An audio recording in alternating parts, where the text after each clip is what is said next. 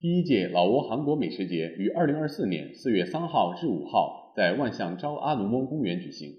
该活动总共有60家老挝韩国餐厅参与展出与销售，其中老挝餐厅40家，韩国餐厅20家。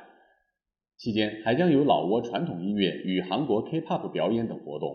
这次活动不仅提供了能够让两国人民之间进行文化交流，并推广老挝美食迈向韩国的良好机会，还能够为老挝2024旅游年创造热闹的气氛。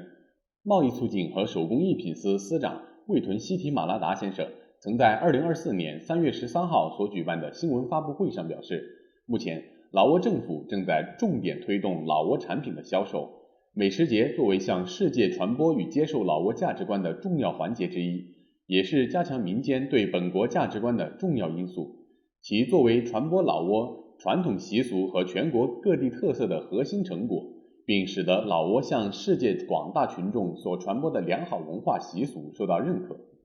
老挝国家工商会副会长、老挝女企业家协会会长战塔琼冯赛女士作为本届美食节联合主席之一，她表示，举办此次活动是为了加强老挝女企业家协会、文化交流协会与韩国艺术之间的传统友谊、良好合作、团结一致，以及促进双方的贸易和手工艺品的交流，使得在国际层面发挥新的重要作用，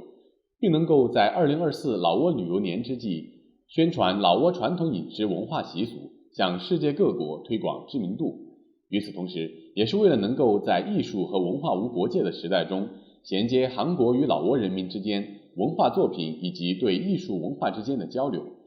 在活动上将展销老挝民间特色产品以及鲜嫩清洁、安全食用的蔬菜、有机蔬菜等。至于韩国食品，将重点介绍在老挝经营的食品企业和韩国独特的食品。此外，还将有国际技术精湛的厨师现场演示烹饪，还将有老挝手工艺品展示、老挝传统音乐表演、韩国 K-pop 表演以及韩国服装模特表演。